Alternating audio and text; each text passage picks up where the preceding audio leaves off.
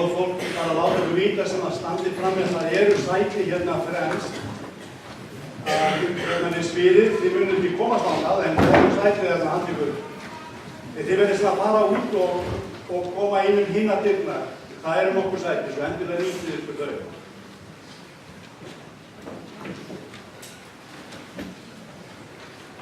God has blessed Iceland not only with beautiful nature, Guð hefur blessað Ísland ekki einungis með fagurri náttúru, but also with wonderful talent. Thank you very much. heldur líka með talentum miklum. Takk fyrir sönginn. The singing was wonderful, right? Þetta var stórkostlegt. I think in heaven they will be asked to sing again. Og ég viss það að þið verið beðin að syngja af himni líka. On behalf of all those who participate in the Geoscience Research Conference, Og hérna fyrir hönd þeirra sem að taka þátt í þessu námskeiði sem hér í gangi, we would like to thank you for welcoming us. þá viljum við þakka fyrir hver velkomin við höfum verið hérna. And providing such a warm, not only welcome, but the stay here. Og að það hefur verið svo hlýlegt að koma hingað og móttökur ykkar mjög hlýlegar. Takk fyrir. The food for sure is already like in heaven. Já, maturinn orðinn himneskur, þannig að við erum komið þangað hvað það var. The bread is real. Og brauðið raunverulegt. And you know, the cooks here are trying so hard, they never repeat themselves. Og hérna kokkarnir, þeir leggja svo hart að sér að þeir endurtaka sig aldrei. Now, if you have never visited this place, those from Iceland, Ef að þið hafið aldrei heimsótt þennan stað, þið sem frá Íslandi, please come and spend a week here. já, ef einhver hérna sem ekki hafa heimsótt hérna þennan stað, þá skulle endilega koma og vera hérna í viku.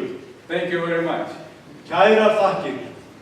You know, as we arrived in Iceland, Þegar við komum til Íslands, and it's my first visit here, og þetta í fyrsta sinn sem ég kem hingað, it has resurrected vivid memories from my youth.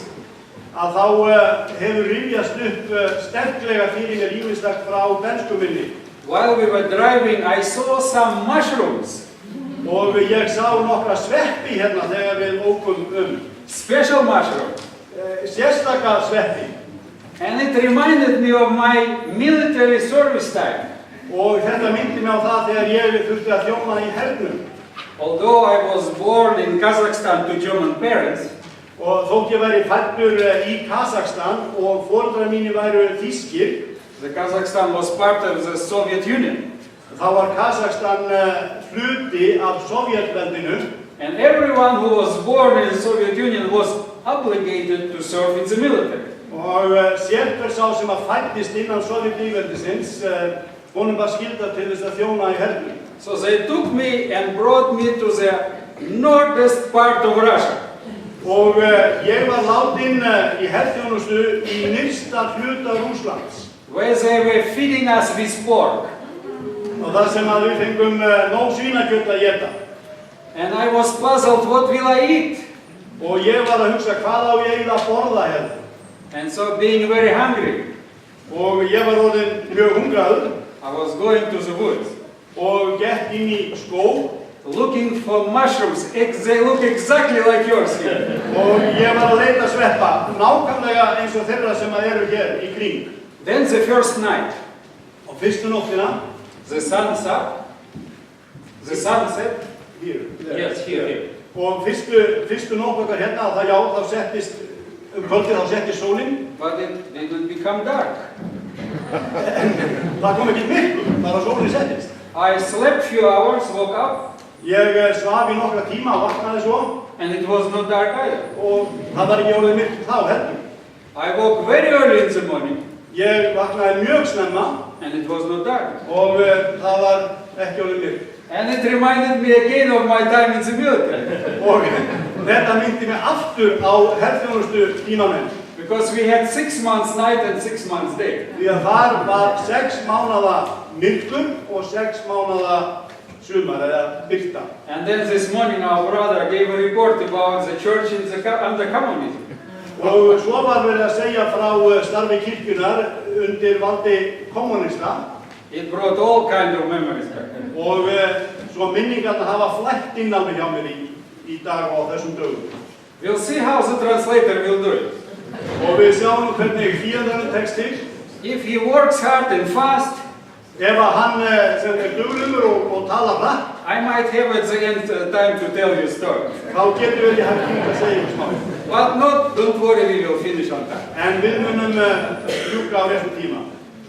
Before I go into the Word of God, Og áður en við förum að skoða orð Guðs, I would like to read you a greeting that was sent to all of you by our world leader, Elder Ted Wilson. að þá vil ég skila til ykkar kveðju sem að send var af yfirmanni starfsokkar hér á jörðu og það hann Ted Wilson. He has GRI in a special place in his heart. Já, hann mjög hrifinn af GRI eða þessum samtökum, þessari stofnum sem að hér með fundi. And so he sends the following message. Og hann segir þetta. Greetings to each of you attending this special Geoscience Field Conference for teachers. Já, bestu kveðjur til ykkar sem að eru að sækja þetta námskeið. What a privilege to study God's Word and the Spirit of prophecy as you see His handiwork in nature and science. Það eru forréttindi að rannsaka ritninguna og anda spádómsins og kynnast þannig handverki Guðs. We can believe God's Word. Við getum trúað og treyst orði Guðs. And His precious fourth commandment indicating His authority as a creator. Og í fjórða boðurinn þá okkur sagt að hann sé skapari okkar. Who created this earth in 6 literal days with a wonderful 7-day Sabbath. Sem að skapaði heiminn á 7 bókstaflegum dögum og gaf okkur svo hvíldardaginn. As a mark of His creatorship. Sem merki sköpunarmátt sinn. May God bless you marvelous experience during this conference. Og megi Guð blessa reynslu ykkar hér á þessu námskeiði. And may the conference reaffirm your faith in the Creator. Og megi þessi ráðstefna styrkja trú ykkar á skaparann. And His word as we look forward to Christ's soon coming. Og á orð hans þegar við bíðum eftir komu Drottins. Ted Wilson. Ted Wilson. Dear friends, Kæru vinir, I was thinking what passage to choose for this sermon. Já, ég hugleiddi svolítið hvað ég ætti að tala við ykkur. You know, during the conference we had devotionals that spoke about Genesis 1. Núna á þessari ráðstefnu þá höfum við verið með svona helgistundir þar sem við vorum að fjalla fyrstu Mósebók. We spoke the biblical theology of creation. Og biblíulega guðfræði sköpunarinnar. Some reference was made to Psalms. Og það var vitnað í sálmana. And so I decided. Svo ég ákvað. I'm not going to repeat what you have already heard. Ég ætla ekki að vera að endurtaka það sem að þið hafi heyrt sem hafi verið hér. But rather I will preach a message that is important for every scientist. Heldur að boða boðskap sem að skiptir miklu máli fyrir hvaða vísindamenn sem And everyone who is here today. Og alla aðra líka sem eru hér í dag. We all are travelers. Við erum öll ferðamenn. We are wanderers, we are pilgrims. Við erum eins og pílagrímar. But the key question is, en aðalspurningin where I am going. Hvert stefni ég? What is the destination I am looking to? Hvert markmið farar minnar? Where does the main road of my life leads me? Hvert leiðir aðalvegurinn sem ég hef valið fyrir líf mitt? Where does the highway of your life lead you? Hvert liggur aðalbraut lífsþíns? You know, every town has many streets. Sérhvert bæjarfélag það státar mörgum götum og vegum. Small or big streets. Litlar götur, stóra götur. But usually every town has a central street. En flest bæjarfélög þau eru með eina aðalgötu.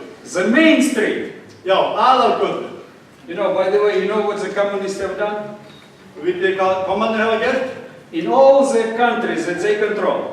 Í öllum löndum sem að þeir náðu völdum í. In every village, in every town there was a main street.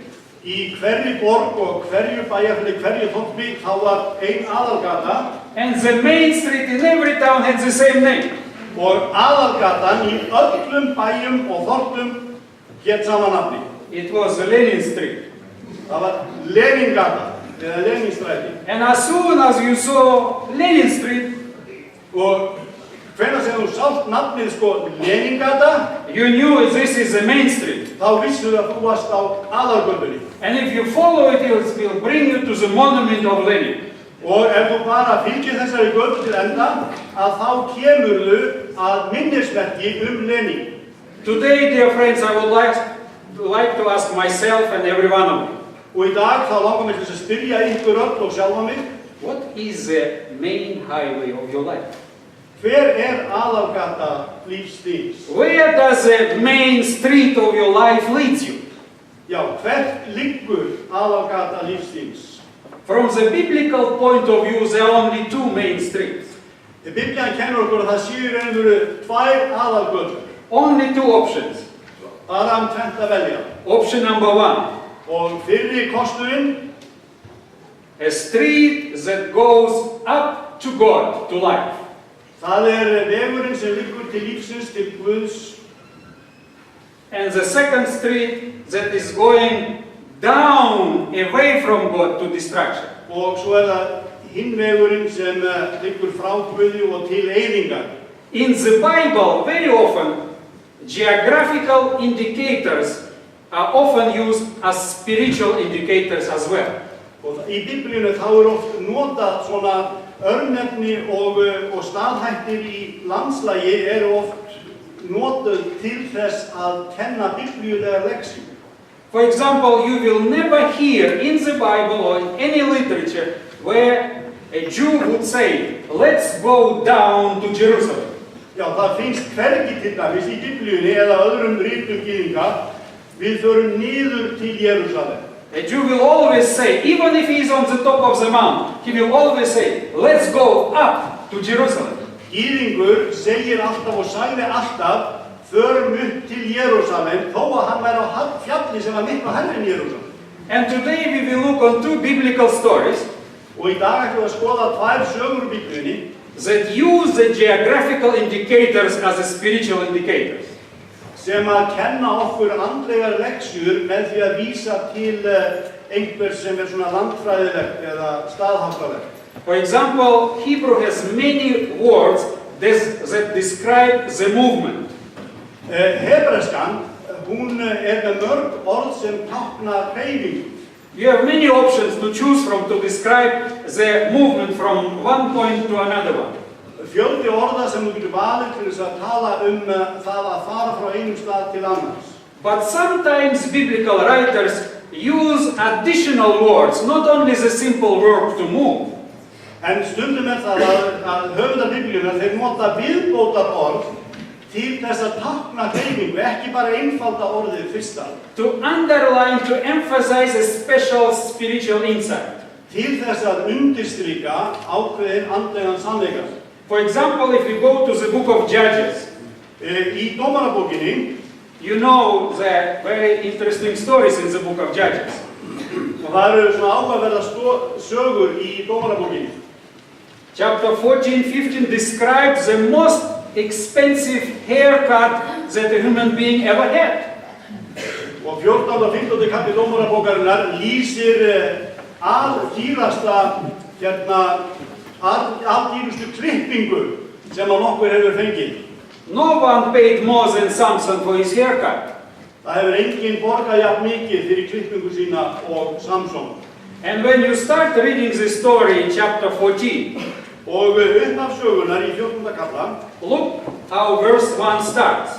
Taktu þá eftir fyrsta versinu. Then Samson went down fór niður to Timnah and saw a woman in Timnah. Fór niður til Timna og sá konu eina þar í Timna. Now, please keep in mind that Samson was living in the place called Zorah. Og Samson átti heima í Zora. Now from Zorah he is going down to Timnah. Og hann að fara frá þessum stað sem heitir Zora til Timna.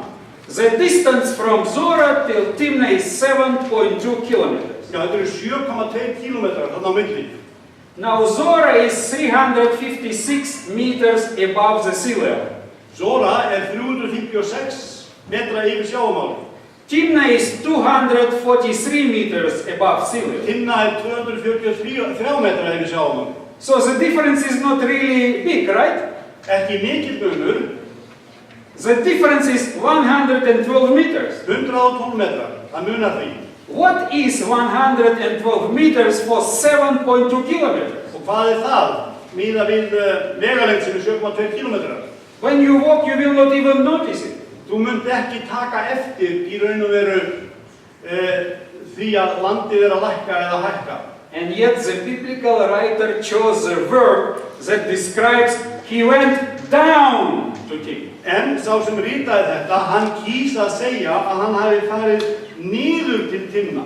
Then verse 2, he returns to his father. Og í öðru versi þá fer hann aftur til föður síns. And Hebrew says, and he came up back to his father. Og þar sagt að hann hafi farið upp til föður síns. And many times in this chapter, whenever Samson is going to Timna, biblical writer says he is going down to Timna. Og alltaf þegar vísað er til Samsons og tala hann væri að fara til Timna, þá alltaf sagt niður til Timna. It is very nicely illustrated in the book of Jonah. Og þetta kemur skemmtilega fram í Jónasi. There is no better example in scripture that describes the movement, the road down.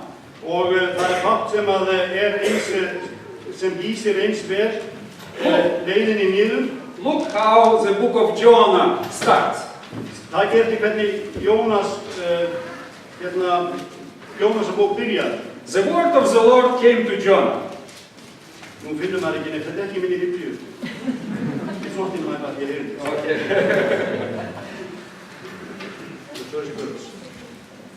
The word of the Lord came to Jonah. Já, orð drottins kom til Jónasar. And you know the Lord asked him to go to Nineveh. Og þarna Guð að hvetja hann til þess að fara til Níneve. Now look how the movement is described in verse 2 and following verses. Og sjáðu hvernig þessu lýst í öðru versi og áfram. But Jonah rose up to flee to Tarshish from the presence of the Lord. Í þriðja versi Jónas lagði af stað í því skyni að flýja til Tarsis frá örliti drottins. So he went down to Joppa. Og hann fór niður til Jaffa. Found a ship. Þar hitt hann skip. And then he went down into the ship. Og svo steig hann á skip og hjá honum stendur niður í skip. Then when you go to verse 5. Í 5. versi. So he went down to Joppa. Hann fór niður til Jaffa. In Joppa he went down into the ship. Og niður í skipið. Verse 5 describes in the ship he went down in the lower level of the ship. Og í 5. versinu þá sagt að hann hafi farið niður í skip, niður í neðsta rúm, ofan í neðsta rúm. And when it was not possible anymore to go lower, og þegar hann komst ekki neðar, he laid himself down. Að þá leggst hann niður. And you know what happened. You know the story of Jonah. Og þið þekkið söguna Jónas. You know when the storm happened and the sailors, the captain started to search and look for and ask everyone to search for their God. Og skipstjórinn öll þurfti að leita svo að einhverjum til að kenna og sakfella fyrir þetta óveður. He comes to Jonah and asks him a question. Og þeir finna Jónas og spyrja hann, what are you doing here? Hvað ertu að gera hér? Everyone is up there trying to help, crying to his Lord. What are you doing here, down here? Það allir upp á dekki og reyna að bjarga skipinu. Hvað ert þú að gera hér? And he said, by the way, who is your God? Og þeir spyrja, hver Guð þinn? You know, in those days, people believed that there were different gods. Á þeim tíma þá trúði fólk á að það væri alls konar guðir. And they were looking, maybe there is someone whose God controls the sea. Og þeir voru að reyna að finna einhvern einstakling sem tilbað Guð sem stjórnaði hafinu. And look how Jonah replies. Og svona svarar Jónas. And he said, I'm a Hebrew. Í 9. versi, ég Hebreið. And I fear the Lord God of heaven. Og ég dýrka Drottinn Guð himinsins. And look what he says now. Og sjáu hvað hann segir svo. Who made the sea and the dry land. Hann gjört hefur hafið og þurrlendið. Usually a Jew never responds this way. Vanalega brást gyðingur aldrei svona við. If you ask a Jew who is his God, he will say, my God is the creator of heavens and the earth. Yfirleitt eða alltaf svöruðu gyðingar, Guð minn skapari himins og jarðar. But John